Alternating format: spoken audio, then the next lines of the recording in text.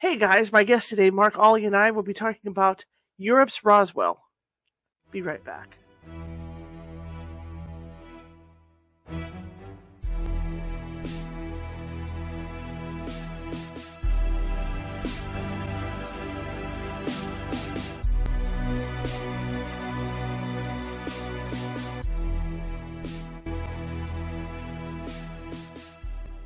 Grab your popcorn and snacks. Find a comfy spot, take a seat or lie down, and let me transport you to a place of fantasy, ghost stories, ancient legends, odd creatures, alien encounters, and other magical topics. You may even decide to join the conversation. From faraway lands to your own backyard, with a small dash of pixie dust, turn out the lights and open your minds. The journey is about to begin. Well, hello everybody. How's everybody doing? I hope you're having a great afternoon.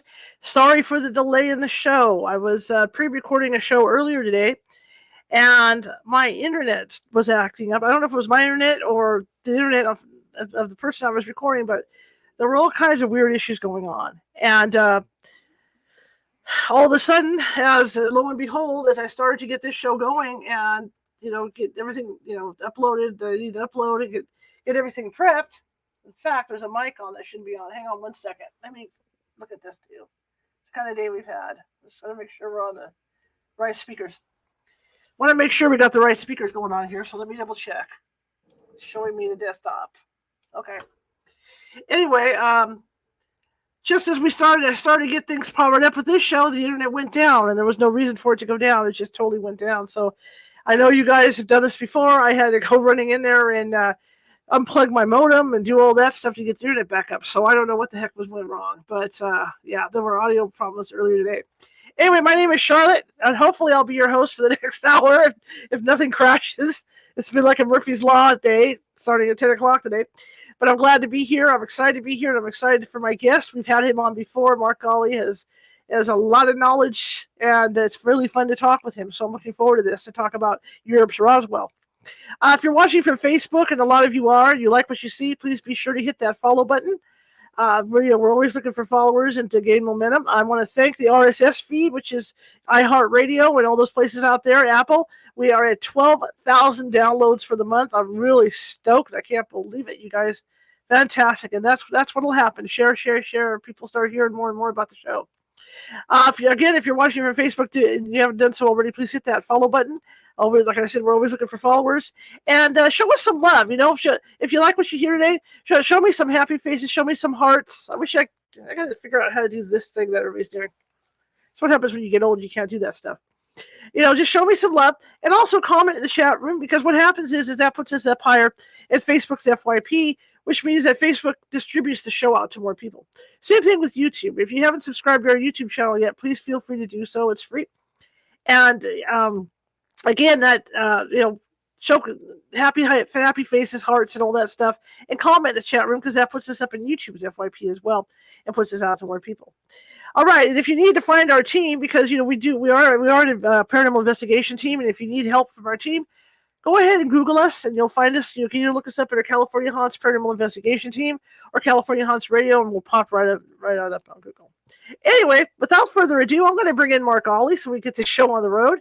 I have an interest in Roswell. I always have had an interest in Roswell, and I've read his book on Europe's Roswell. It's a fascinating book, and I think you guys are going to enjoy hearing about it, because who'd have figured? And who'd have figured this stuff? Well, we know what's going on all over the world, but who'd have figured, over in the UK, something like this would happen as well. So I think Mark can give you more details about all that. So I'm going to go ahead and bring him on so we get the show, because we started late anyway. So let me get the show on the road. Hi. How you doing? Not too bad. Hopefully you can hear me coming through loud and clear. Can you hear me? Yes, excellent. Okay. Boy, I had all kinds of things. I did a pre-recorded interview this afternoon at 10 o'clock today, and they couldn't hear me on their end. And then I did it over the phone, and then the sound was surging up and down the whole time, and echoes. And then once we got done, and I started, like I said, when I started into this show, my internet went down. So it might have been something on my internet. I don't know what the heck happened. But thank you for being so patient. It's all right. No worries at all. I'm all set and ready to go. All right. For folks that don't know about you, tell them about you. Gosh, okay. Writer. I write books. There's 9 books out on Amazon. You can go and find them at the moment. Presenter. Presented for ITV and for Sky, and last year appeared on Ancient Aliens. Archaeologist. That's what I do for a day job. I go digging stuff up, which is how I, in a roundabout way, got involved with a crashed or debris from a crashed UFO. Because, I mean, who's going to miss up the opportunity to go and dig something like that up? Well, I'm certainly not. So that's really how that story started. So, yeah, I'm all over the place at the moment. Oh, dear. A legend in my own lunchtime. There you go. We still have to talk about King Arthur too at some point, you and I. Oh yes, yeah. I've had 3 books in the last 18 months. One called Crystal Skulls and Human Heads, which looks at archaeoscience, but also deals with this problem of the enormous heads that we keep finding. Then I've had the King Arthur one, Polychronicon of Merlin, Joseph, and Arthur, which is doing okay, but it could do better. I mean, it's took 45 years to write, so it's the truth about Arthur, and I only live up the road from where he did anyway. So that's awesome. Well, you know what? We'll have to get you back on and help you a little bit. Definitely. Well, tonight's Europe's Roswell. That's the third one. Roswell tonight. Let's talk about this European Roswell, because I had no idea that this happened in the UK. I mean, this is all news to me, and I've read halfway through your book. It's so fascinating. Tell us how all this came about, and how did you get involved in it, and all that stuff. Okay, well, the story's quite straightforward. Somewhere at the beginning of the 2000s, around 2003, 2004, I was at a UFO conference, famous one that's in the north of England. It's not going anymore in the same form, but it used to be called Probe.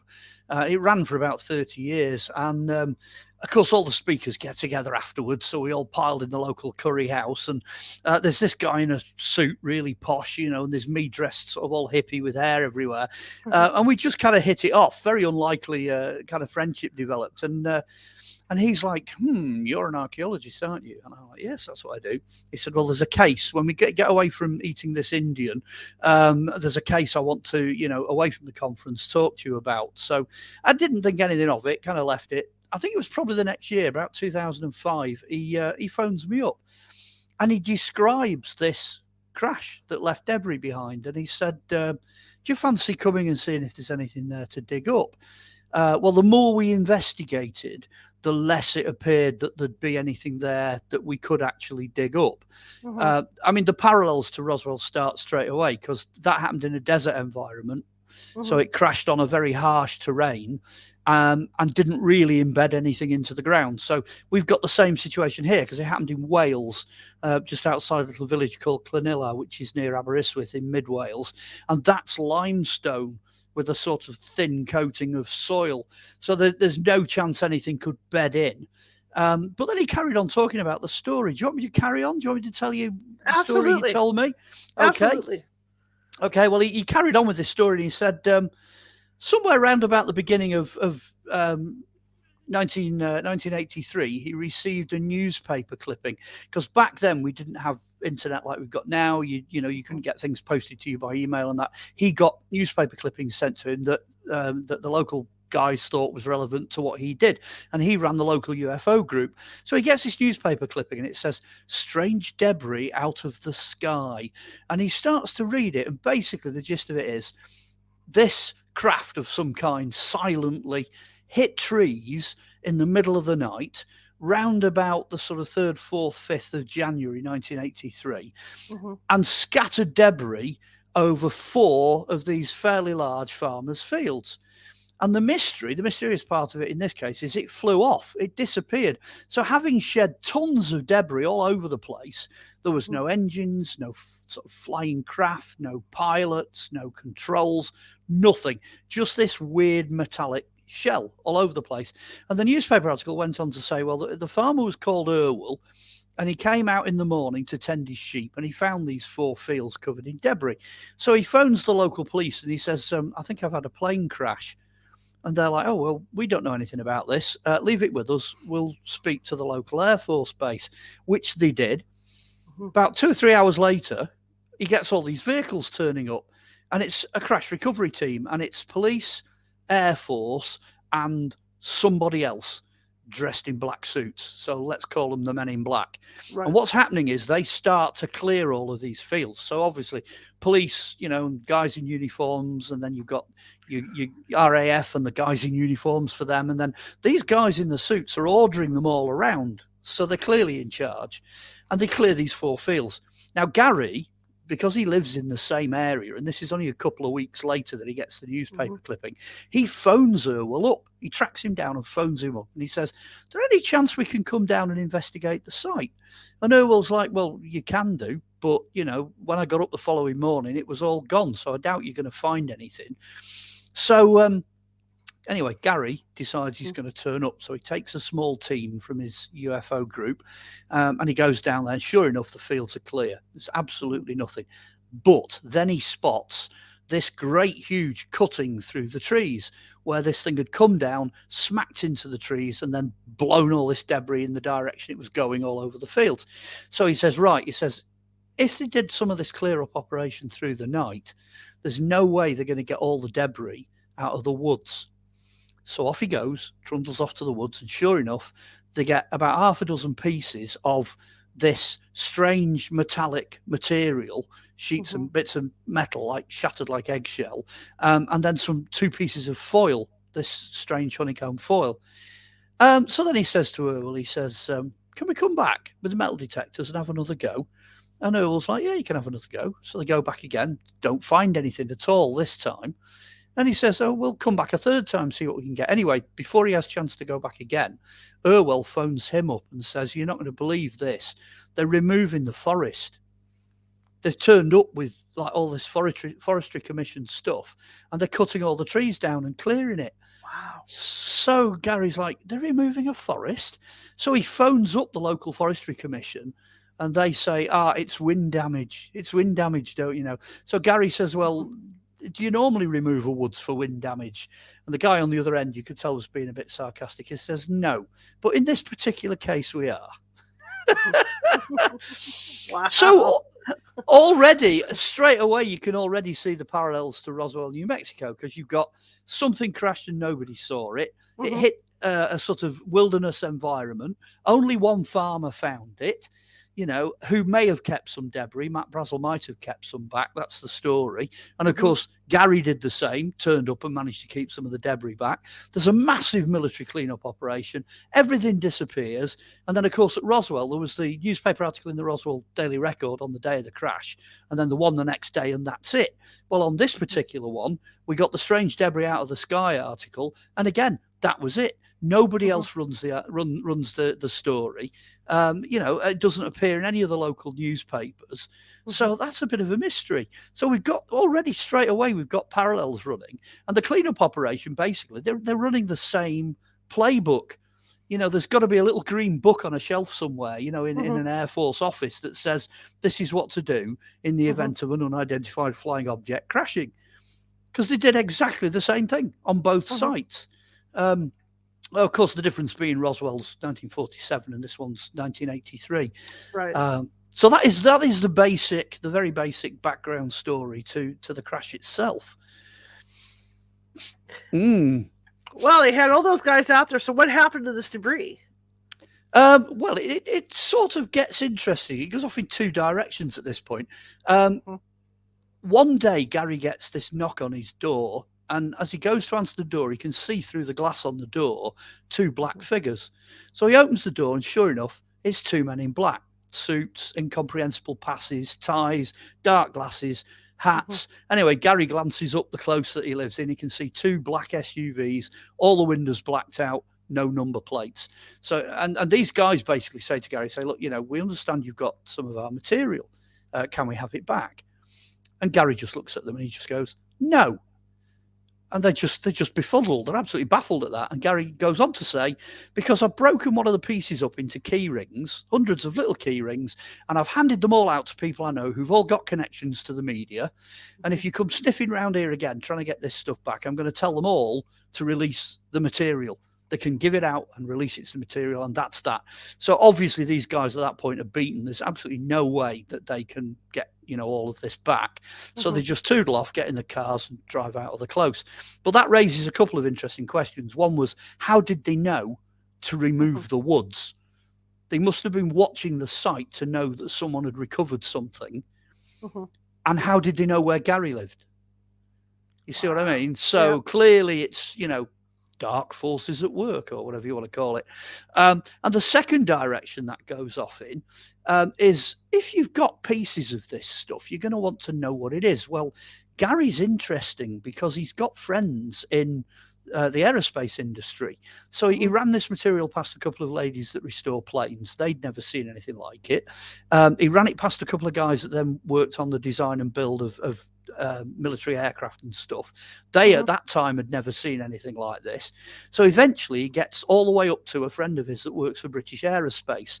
So let's call that analysis number one. So analysis number one, somewhere in the 1980s, British Aerospace gets some of this debris. Now, at that point, it's going to cost thousands of pounds to do a proper full analysis. So his mate kind of, undercover runs this analysis as far as he can run it. And he comes back and he says, look, I can't tell you what this stuff is. We don't know what it is. It's some kind of alloy of duralumin. It's an aluminium alloy. We've never seen anything quite like this before. But if you can find out how it's made, you find out where it comes from, please let us know, because we'd like to make the stuff ourselves. So he gets the report back. It's about 12 pages. That's the gist of what this report says. Okay, fast forward, because, of course, I've got a book out. Now, if you're going to put a book out, you can see the thinking, okay, what about doing another run of tests? Fabulous. Fabulous. You've got the cover. So what we decided to do, I got to the point where I'd finished the book. I'd finished the book in January. I'd written it all up and it was all ready to go. Good old Philip Mantle at Flying Disc Press. Hats off to Philip. He says, do you think Gary would let us have some of this debris? Well, Gary's over the years been very, very protective of the material he's got. Doesn't give it to anyone, doesn't let it go anywhere. If he ever takes it out, it's in a locked, case chained to his wrist, so it can't be removed. He's very protective. So I said to Philip, I said, well, I doubt it. I don't think he'll, do it. So Philip, sends off, an email to him. He doesn't even get a reply to the email. A couple of days later, he gets 3 pieces of material in a jiffy bag in the post. Well, hey, we've got it. We can do this. So Philip sends 1 piece off to Australia and doesn't tell them, anything, and then sends another piece off to America. So it's a double blind test. We'll see what this stuff is. Right, now, up to this point, just to give you some background, everybody has always assumed that all the material is exactly the same. Visually, the only difference is one piece of metal has a layer of paint on the outside, whereas the other has these weird looking rubber hexagons on it. So apart from that, we just assume it's all made of the same thing.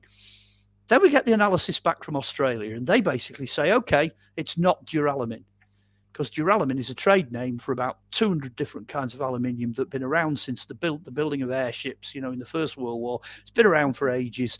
It's not duralumin. It's not that. That's just a trade name. It's like, Coca-Cola or McDonald's or whatever. It's just a trade name for that. And that's not what it is. They say what it is it's aluminium foam. Now, none of us have heard of aluminium foam, because what it is they mix aluminium with a reactive substance that causes it to foam up. And then it goes hard at room temperature. And you're left with this metal that is incredibly strong, but weighs virtually nothing. So that's what it is. And on one side, it's got green paint that's not aerodynamic. And on the other side, they reckoned it had a particular type of American glue. So that basically meant that this, whatever it is one of ours. That's what they were saying. This is one of ours. Okay, so then the second analysis comes back, the one from America. There's no American glue. They don't mention anything to do with this glue. They say, you open the first page and it basically says, unknown. Composition, substance, chemistry, unknown. We can't tell you what this is really, but what we can tell you is I think it's 94.6% lanthanum or lanthanum. So straight away you're looking at something that's completely different. Okay, it's based on one of the new rare earth metals that's in the extra bit on the bottom of the periodic table. So we're already into exotic stuff. So at this point, we dash off, we do loads of research, and we go through their report. Basically, it's everywhere. It's as common as muck. Literally, it's everywhere. It's just like quartz or limestone or whatever. But it's incredibly difficult to extract this stuff from the environment. I think it's like number 27 in the most common thing found on Earth. But it's also in the upper atmosphere. It's in meteorites. It's in comets. It's out on other planets. It's everywhere. So the problem is not finding it. The problem is actually getting it out of the ground. And it is exotic and it's really strange and nobody's ever seen it. Now, a lot of people have come forward since we've published the results, and people have said, well, the structure looks a bit like, stealth aircraft or bombers or, jet fighters or whatever. Nobody has mentioned the word lanthium or lanthanum. Nobody mentions it because it would cost millions of dollars to extract. And the real problem there would mean that isn't one of ours. It's one of theirs. It's alien technology. Now, there's a third option. You've got to bear in mind there is a third option, that whatever it was that came down at Roswell, that was probably undoubtedly alien. But what happens if we back engineered it? What happens if we kind of turned it back and started using it ourselves? Well, in that case, there wouldn't be a problem if there was a commonality between what we're using and what this stuff is. So it could be hybrid. So it's either one of ours, or it's one of theirs, or it's somewhere in the middle. But, and this is the punchline, this is the real punchline, what on earth was that doing flying around in the skies in 1983? Wow. It did not exist. That's 40 years ago. This material is so exotic and so alien that it should not have existed. And if you think logically about, if you put an aircraft up into flight, it takes a few years to arrive at that, So they were developing this. If it's one of ours, they'd have been developing it in the 1970s, which is incredible. It's completely unheard of. So that's kind of the position we're in now. We've got this strange, material. It does have peculiar qualities as well. There's a brilliant photo, and it looks like there's something wrong with the photograph, and it's in the book. Oh, I must say, by the way, the book is show and tell. It's not just all full of like written material. Everything I'm describing, all the contents, the material, everything is shown big, in good quality, sharp photographs in the book. So you can actually go and have a look at all this. But the photo I'm going to mention is in one of the reports, and it's a photo of this lanthium. And they tried to photograph it with one of these electron microscopes so they could get a decent magnification of it. And blow me if it didn't push back. The metal is actually active. It actively broke up their attempt to photograph it.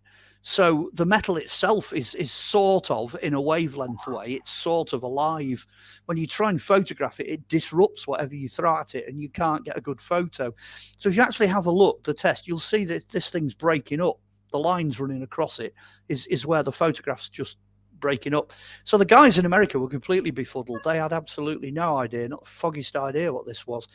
So you're into the same territory now as Roswell. It just is. It's the same exact thing, down to the material itself. The other thing you've got to remember as well, and this, I found this amazing, given how much it costs to get lanthium out of the ground, it covered 4 fields. Some of these sheets of metal were 2 meters square, 6 foot square pieces of this stuff. I mean, I can understand if they wanted to get it back because of how expensive it was, but that's more lanthium, pure lanthium, than was known to exist on the entire planet. Wow. It's bonkers. Welsh fields are not small. I mean, they're not as big as a desert, but they're not small. You're talking about a lot of area that was covered by this debris. Incredible. And the craft that hit the trees, you could see that it cut a swathe out of about 20-25 foot. So in a way, that's too big for a drone. But again, it's a little bit too small for some of the aircraft, So it's odd. It's just very, very odd. That is odd. When you think about that, no, obviously, obviously no bodies were found. Well, no, whatever the actual thing itself was, it kind of lost its shell, and Okay. left. I mean, I can speculate a bit about that because over the years when we've looked at this, all the pieces are slightly bent. They're all concave or convex. I think they're concave, and it's almost like the vehicle, whatever it was, this craft, was pressurized, and it was designed to either travel at high speed in high pressure or strange gravity conditions, or possibly even interdimensionally if you push it that far. So when it slowed down, because it had to slow down in order to hit these trees have battered the living daylights out of this thing and smashed it like eggshell, because it's not designed to do that. It's not designed to take those kind of impacts. Maybe it even has its own force field, so that when it's moving, it's actually not in contact with anything. So as soon as these trees hit it, they've really knocked the stuffing out of it and taken all of the underside of this thing off, because that's not what it was designed to do. And that having been said, it's pretty hard to break the metal. I mean, Gary noticed that it pushed back when he tried to saw it. If you hit it with a hammer or you try and cut it with a saw, it's almost impossible. You have to get a pair of pliers and kind of wiggle the edge of it. So if you treat it like eggshell and just snap a bit off, then you can get tiny pieces off it. But it pushes back. It's got this property where it pushes back. Very, very strange stuff indeed. Very strange. How hard was it to get this information? Initially, back in the 1980s, nobody knew anything at all, literally. And British Aerospace over here are the military manufacturers. They develop these things, cutting edge. They weren't aware of it. And to the best of my knowledge, back in the 1980s, I don't think anybody else was flying anything like this, not even remotely like this.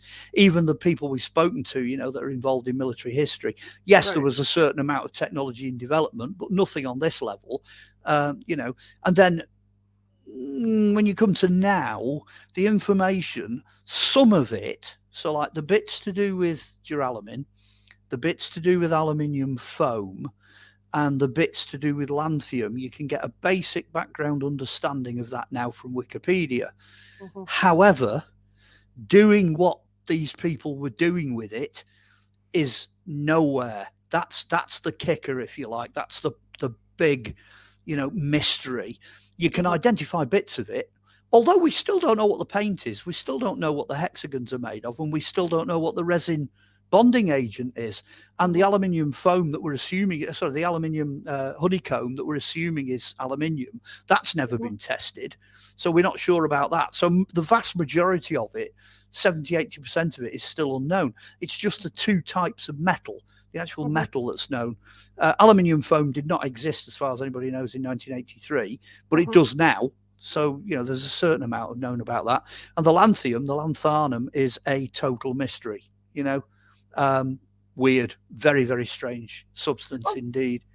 When you think about aircraft and the way they're built, I mean, when you talk about that foam, that crisscross, the way the foam is designed, that's kind of like how we build our aircraft. Structurally, you're actually correct. You would build it in those layers. So there's a big argument there that whatever it was is one of ours. But excuse me, but the date of the technology, the level to which it's been developed, and the presence of what I would call an exotic alien metal makes me lean more towards saying it's not one of ours. It's built like ours, but it's not one of ours.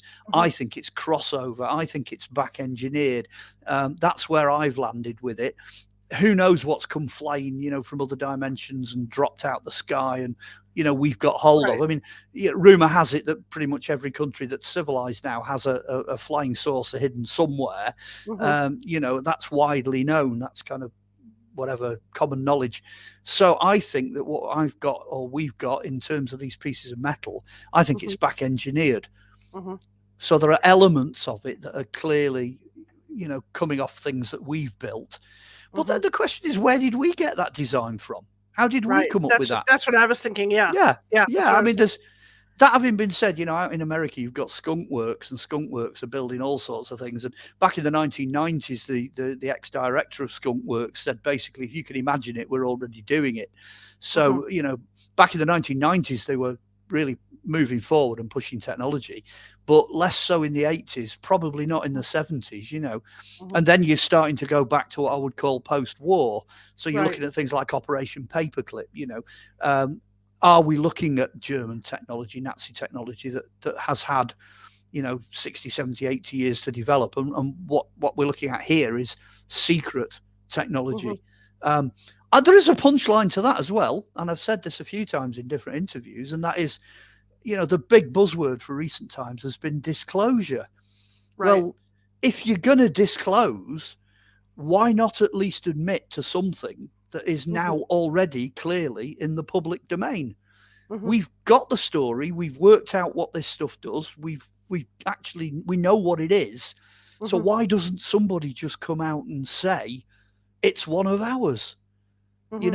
That'd be a huge step forward. We're not exactly kicking the door of disclosure in, we're just kind of scratching at it or tapping at it, but at least that would be something, where they would come forward and go, well, actually, you've got it anyway, you already know what it is. Yes, it's it's one of ours. But again, nobody's doing that either. Well, I agree with you in that, when you look at the history of the aircraft, especially in the United States, suddenly there was a big surge, like with Olly's inventions. Yeah. Like with Skunk Works. Where did they get the knowledge? Suddenly, we didn't have this knowledge, and then all of a sudden we're building the SR-71. We're building all these craft. It had to come from somewhere. Well, if that quote from the 1990s is true, does that mean they've cracked time travel? Teleportation? Are they blasting out to goodness knows where in space and we don't know about it? Or, can they travel through solid objects? Can they do that? What have they got? Because if he's saying anything we can imagine, chances are they've already got it. There was a hell of a lot of stuff going on in, Star Trek and stuff like that. Yes, a lot of that technology's worked its way through, but a lot of it hasn't. What on earth is going on? And you're almost at this point now where, we could take a huge leap forward as, the population of planet Earth, if they would just tell us what they were up to. We're in the 21st century, we're living the sci-fi of the past, we're in it now. I can remember when I was a kid at school, in the 60s and 70s, the idea of living in, 2024 would have been unthinkable. You're in Blade Runner territory there, Well, yeah. Well, yeah. And then you think about the scientists, you think about the people like Gene Roddenberry, and these guys, these futurists, Ray Bradbury, even, these guys. And I saw a thing on Discovery Channel one time, I think it was Discovery Channel, where there were thoughts that these people like Gene Roddenberry and some of these scientists had alien DNA in them, or had some kind of connection to the aliens because they were able to dream all this stuff up, and a lot of it became reality. Well, if these extraterrestrials are working dimensionally, you could turn the clock all the way back to the 1800s and look at somebody like Tesla. Tesla came out, he just stepped forward and he just went, I dream all these ideas, I do them all in my head, and I've already finished them and already tested them before I put them down on paper. So before he even files a patent, he already knows it works because he's done it all in his head in 3D. Well, that's just incredible. So the question there is, he understood everything in terms of frequencies and wavelength.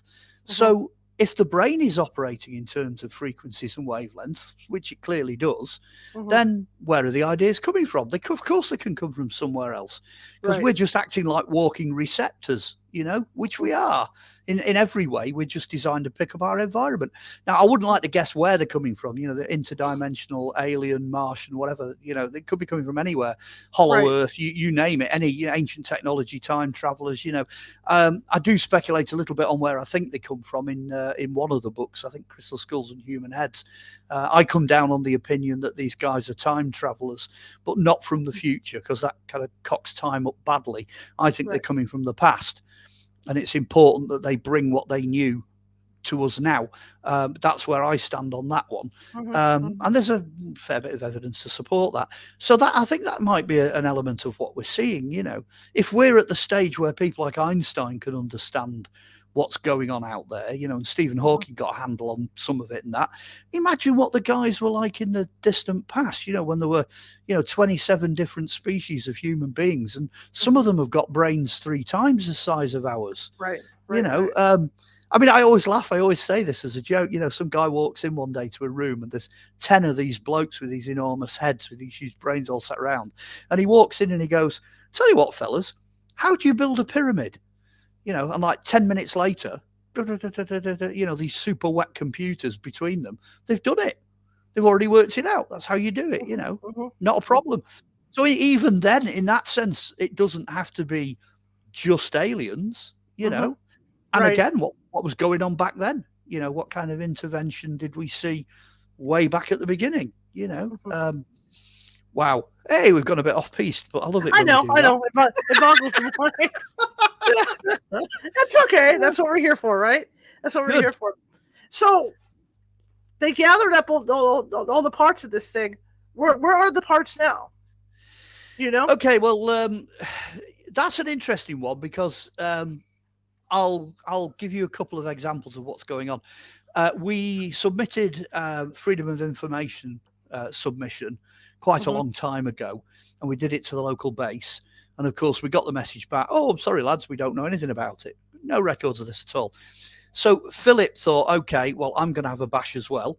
So he chucked a handful of these in at different people, police and Air Force and anybody he thought that might have any records. And at the moment, we've got at least one back that we think is saying basically, no, we don't have any records, and then there's a couple outstanding, but it's looking like nobody anywhere is admitting to anything. So that's one point. Another point worthy of note is I did a documentary in 2008 just called Europe's Roswell. That's all it was called, through Reality Films, and it was released in America. It was released over here, sold loads of things on DVD, ended up, pay to view on Amazon or whatever. But it was almost universally ignored at the time. So you'd think somebody in 2008 going, "Hey, 25 years ago, we had this UFO crash, the same story." At that point in 2008, you'd have thought I'd have been absolutely inundated with requests for interviews, and we should have been doing everything back then that we're actually doing now. But nothing. Now, by nothing, I mean literally nothing. No magazines, no radio stations, no interviews. Honestly, the guys that put it out, the guys from Reality were just gobsmacked. They'd never had complete radio silence on a subject comparable to that. Now, we sort of put it down to the fact that, well, as long as UFOs are in the same category as ghosts and stuff like that, Loch Ness Monster and what have you, and Yeti, nobody knows what it is, and it's a mystery. Right. That's how people prefer it to be. So if you turn up with a little green man or a big saucer or alien technology, people tend to not want the physical reality of that. Quite a lot of people. Now, that's what we put it down to. But, and it's a huge but, is it a cover-up? Is it exactly the same thing then in 2008, and to some extent it's happening now, because obviously freedom of information is a legal requirement and they've not followed through on any of it. The same thing's happening now. It's like, "Oh no, sorry, we don't know anything. Nothing happened. It was gas. It was a weather balloon. All the usual nonsense. All silence, complete radio silence. So they're following the same playbook now. So even when the big court cases were taking place in the States, all about, "Oh yeah, we're going to finally get disclosure, they're finally going to come out and tell us everything," and then it just went and nothing happened at all. And I'm sat here thinking, well, yeah, that's exactly what happened to us in 2008. It's exactly the same thing. They're just not going to tell you. Do you think it's because either they've been hiding stuff from us, or because they're afraid people are going to be too afraid, if they realize that these aliens have been here all this time? Well, there's a number of different options. I mean, you can go down the X-Files route. You can say, well, they've been, interfered with by aliens, and aliens are everything. We're crossbreeds, genetically engineered. They're walking among us. The whole X-Files thing is at one extreme. Or you can kind of go through the whole ruck of different reasons why they might want to keep something a secret, military development and all the rest of it, to the other extreme, where some of this technology might just turn out to be a bit dodgy. If it's coming out of Nazi Germany, for example, people died in order to develop the medical side. So Right. the whole, if these little green men turn out to be, they've been tampering with genetics for the last goodness knows how many years, if they're genetically engineered pilots, that just blows the whole of the 20th century out of the water. They've broken every rule in the book. So they're certainly not going to go, hey, look what we've done. They're not going to be all happy and open about that. So there's both ends of the scale. On one end of the scale, it could be some kind of genuine alien conspiracy, but on the other hand, it might just be something a bit more mundane, and they don't really want you to know what they've done. It could be really simple. And in the course of writing this book and the course of investigating Europe's Roswell as a case, because I'm approaching it as, academic archaeologist, I've run across all of those options. I couldn't tell you which one it is just from the research I've done. They're all possible. It could be any one of them. The other thing I find interesting about the Europe's Roswell too, is that, and I realize that the fields are huge over there, that they have their sheep and that they're tending. But you think when this thing went down that there would have been some kind of noise, something that somebody heard. Well, yeah, you're back to Matt Brazel. He gets up and he walks into the desert, and goodness only knows what it was that came down, but it was big enough to do a shed load of damage.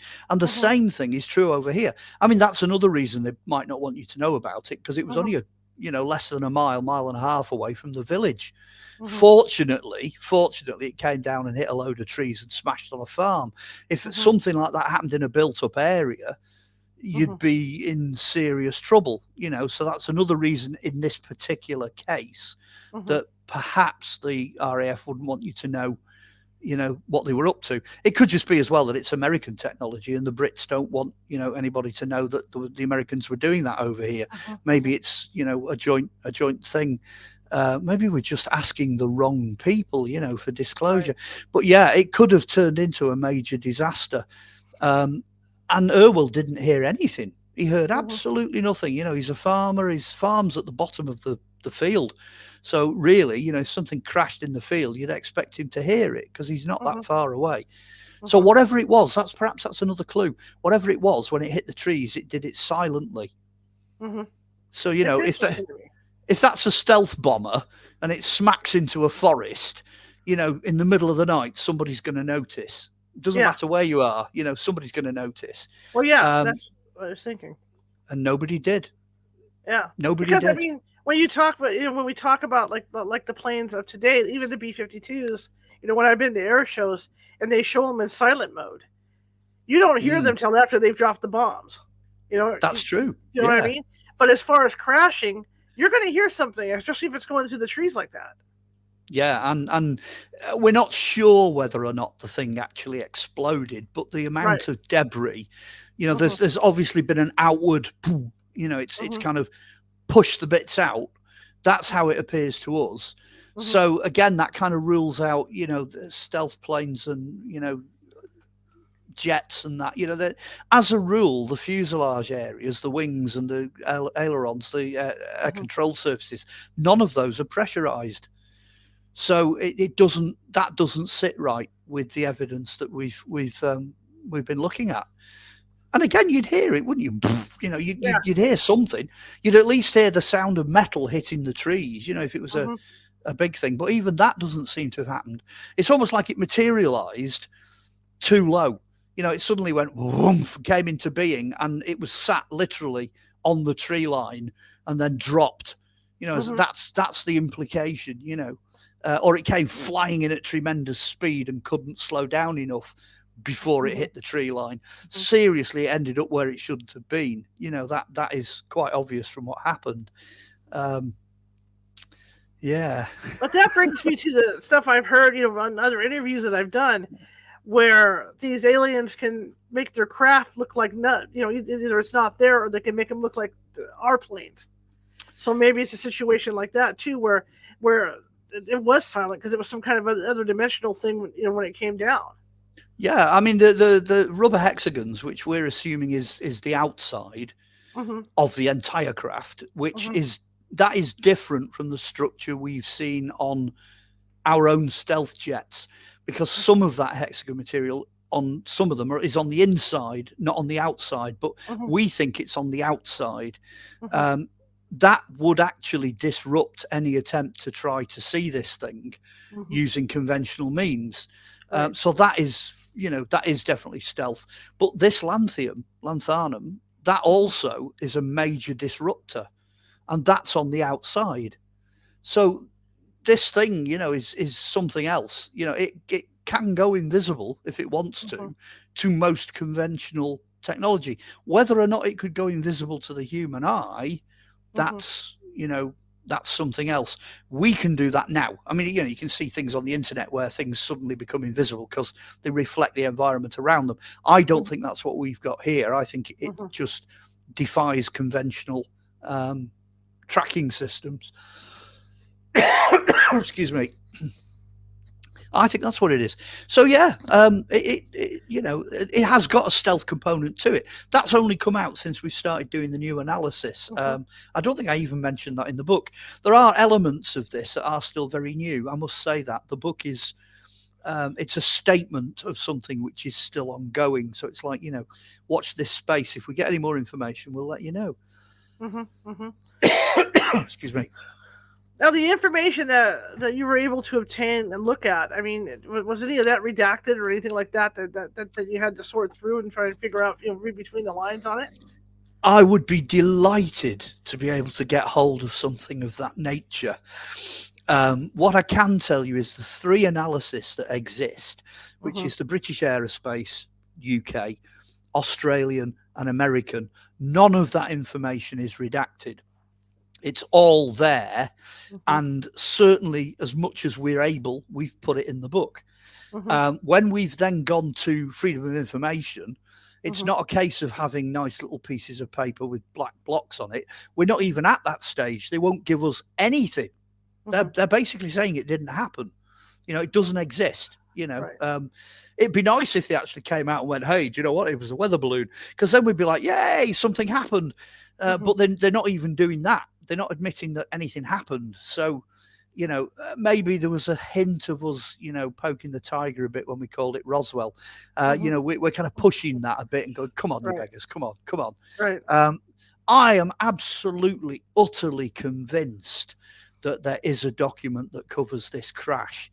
And at least one, possibly more, because the police will have recorded it for sure. The local RAF base will have recorded it for sure. Whoever's vehicle it actually was, there'll be a crash report for that, even if it's not on the local RAF base. So that could be the Americans, or it could just be a national thing. Maybe it came out of a different base. It's got to be there somewhere. It's got to exist. I'd love to get my hands on it, redacted or otherwise, because just getting that document, it'd be an admission that it happened, but they've totally covered this, totally covered it. Do you ever think you're going to get any more information on this, or that anything else is going to come out? Well, the short answer is yes. I actually do. I do think there's still a lot more to do. We've still got, as I said, we don't know what the paint is. We don't know what the resin substance is. It's not some kind of American glue. It's something else, clearly. We don't know what these rubber hexagons are that are coating it. We don't know what this strange aluminium hexagon foil stuff is that's inside. We're assuming is aluminium, because obviously now we're being told it's not standard. So that could be anything. All of those things still exist to be tested. So if somebody really wanted to get stuck into this, that's another set of tests for each one of those things, Then you've got to start looking, like you say, at what structures already exist. So let's try and find something that's comparable and start doing comparisons, which we have done. We've now gone back to some of these engineers that work on fighter jets. So we're going down that avenue and we're saying to them, have you got anything that's like this? And just like you said, they're coming back with the same thing. Yes, we've got something that's a bit similar, but not the same. Mhm. You've got elements of yours that are not the same. So there's all of that to do. There's still two freedom of information access requests out there. And Mhm. then if we were really determined, we can always go back and do a complete survey using modern technology of the actual crash site, because the detectors and the geophysics and all the stuff we've got now, Mhm. even lidar, I've not even seen the site on lidar, so it might have left traces in the ground that we can see. So Mhm. there's a whole technological toolkit, if you like, that could be applied. The only thing that's stopping us really is two things. One is obviously the cost, and Mhm. second, whether or not we find it necessary to go down that route. Mhm. Because again, it's a lot of work. So who knows? Who knows what's going to pop out in 2024? Because there's more to do. We are doing more. Well, there's a lot of stories like that where there's been, like, for instance, like the Flight 401 that went down in the Florida Everglades, where even now, all these years later, because that happened in the 70s, every once in a Mm. while, because the way the water flows in, the water flows out, they're still finding debris. Yes, absolutely. I mean, I'm inclined to think that jammed into rock crevices, or possibly Mhm. in the peat where this forest stood, or and knowing how weathering works, and sheep are particularly destructive on a ground level. I'm Mhm. sure if we really, really got stuck in, we'd probably get a couple of more fragments. Mhm. Whether or not those fragments are any different from what we've already got, though, that would be Right. a different matter. It'd be very nice if somebody like Prometheus, who does Ancient Aliens or whatever, came along and said, we want to do a documentary on this and we're going to throw Sure. some resources at it. I think that would be nice. Irwell, the farmer, I mean, he's getting old now, so if Mhm. anybody wants to do it, they'll have to do it sooner rather than later. And he's a bit touchy about appearing on camera and having his property declared, as to where it is. So he's he wants to stay low key. But one bit of Wales looks pretty much like the next, so there wouldn't Mhm. be a problem to anybody making a program. It's Mhm. funny actually, because when we did the documentary, everyone was saying, "Well, why didn't you show us the crash site?"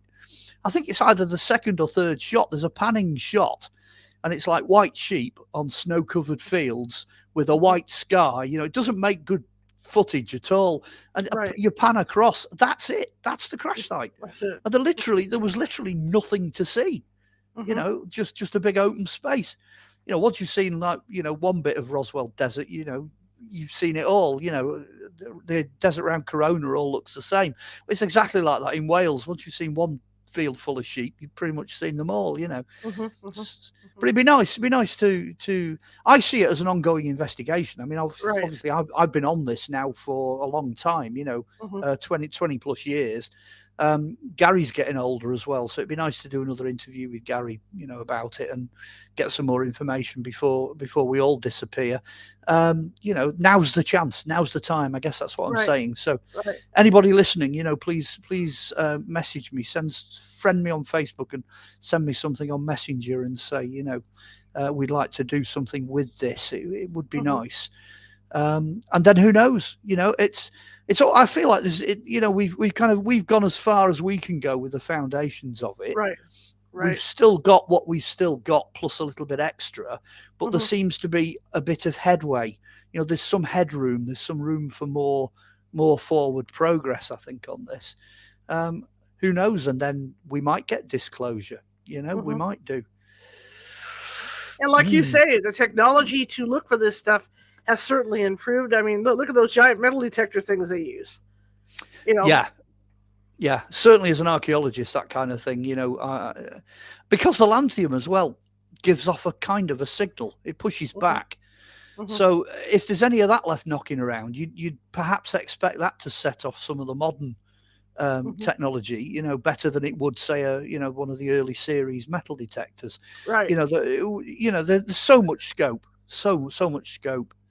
Um, yeah, we could even do a better reconstruction. We reconstructed it for the 2008 documentary, and just this Mhm. amorphous flying saucer shape, flying Mhm. down and smacking into the trees. And Mhm. it'd be nice now to actually, do that again using modern technology and perhaps do a better job. Mhm. Mhm. So what's Mm. next for you? Wow, there's been a few interviewers who asked me that. Well, I'm very eclectic, and I kind of bounce around a lot. Two things really. I'm.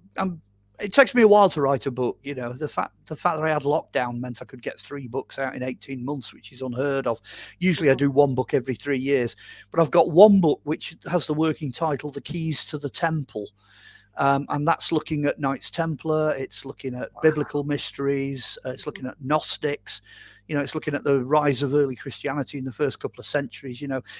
Real, proper, deep, hardcore stuff, but written in the same way as the Arthur book, really, written in a way that's accessible to the general public. And then somebody else recently suggested, why don't I, do a book on magic, but not the kind of, get dressed up in loads of robes and stand there with loads of coloured things in a big circle, none of that kind of nonsense. The kind of, you open your eyes first thing in the morning. How do you live magically that day? How do you get through the day? How do you survive the 21st century, using old magical techniques and old, beliefs and what have you? How can you do that? So I thought, well, that could be a cheap and cheerful, quick book I can rattle off, about the same size of some of the normal books, because the Templar one's going to be massive. That's going to end up the size of the King Arthur book. I can see that coming, because I've been tinkering with that since 1978. So that's kind of where I'm going with that. I'm also at a UFO conference over here in the UK. I'm doing Awakening at Bolton on the 17th of February, in which I can dive a bit deeper again into this material, because I'll have a PowerPoint. I'll have all the colour photographs there and all the information and the data there, and we can speculate a bit more towards the end. The sub thing on that is the darker side of ufology, and it's cutting edge stuff. So dash out there and buy your tickets if you can. If you happen to be UK based or you want to fly over, I think there's a couple of American people on the speaker list. So, busy in the next few weeks, the next few months. And where can people find you? Go on, I'll do the advert then. I'll kind of summarize. If you want the books, they're all on Amazon. And like I say, there's 9 of them. There's loads of them. Just type my name in. They're all on there. Buy them, click on, put the money in, and comes flying through your door a few days later, hopefully. That's your Amazon. So, yeah. Anybody wants to see what I've done in the past in terms of production, and that includes the Europe's Roswell documentary, the original one, get onto YouTube. And there's a company called Drake, Michigan, that has put them all up. So I've got everything now. All the TV back catalogue of stuff I've done, the ITV series, the documentaries for Sky, it's all on YouTube. You can get it all now. It took about 18 years to eventually get around to getting it all on there. So it's well worth a watch. And the third thing is, if you want to contact me, Facebook. As long as your name's not Fifi Trixabel with a picture of a fairy, and you don't really exist. As long as you really exist, I'll friend you. And then you can send me things on Messenger and communicate that way. And then if you want to go further, I do give out the email address occasionally, and we can communicate in more detail. So really, that's Amazon, YouTube, Facebook, and it's all done with, hang on, let's get this right. Yeah, my name. There you are. That's the key to it. Mark Olly. Yeah, Mark Olly. Come find me. Absolutely. Thank you so much. It is always so fun to have you on and talk with you. I'm glad we got here in the end, despite the gremlins in the system. We've done it. You never know. It might have been the military trying to cover it up again. Who knows? Yeah, you never know. You never know. Well, let's get you back on, if that's okay, to talk about King Arthur next time. We'll get you done. Absolutely. Down the line and get you back on. All right, Mark. Thank you so much, and thank you for being so patient today. No worries. See you again. All right. See you later. All right, guys. It's always fun to have him on. Look at that. I sank down. What is this? I get so short sometimes. It's always fun to have him on the show. He's a terrific guest. Tomorrow I'll be live. I'm fine. Tomorrow I will not be live. It is a pre-recorded show that I pre-recorded this morning, which is the one that had all the issues. But tomorrow we're going to be talking about Bigfoot terrors, and my guest is going to be William Sheehan. I see I'm having trouble talking today too. William Sheehan is on board to talk about some scary Bigfoot stories. He's done a lot of research in this, and he has a podcast that he produces to talk about this kind of thing, because you don't hear it all the time. You know, a lot of the Bigfoot stories you hear are, okay, I saw him peacefully in the woods. You know, this is going on. He walked in front of my car. You don't hear about this other side of Bigfoot. So I had a nice conversation with him about that.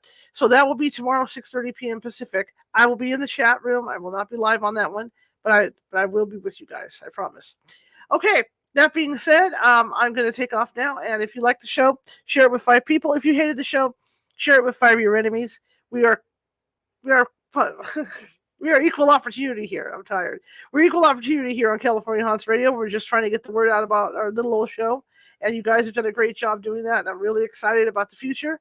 And just one more thing to remember is if Valentine's Day coming up, Nancy Matz is going to be doing readings for people. You can talk about your relationships and all that good stuff, and she will answer your questions as best she can. And that will be February 4th at 4 p.m. Pacific over at the meetup. And the links to the meetup are down below. Oh no, not on this one. Huh? I'll be reposting those on here once I get off here, so you'll have all of Mark's information and all the information about the events that we have on meetup. Okay, I'm gonna go ahead and redo that. Check that out over at our YouTube site. Okay. All right, in the meantime, before something else goes wrong, I'm going to sign off. Have a great rest of your day, guys.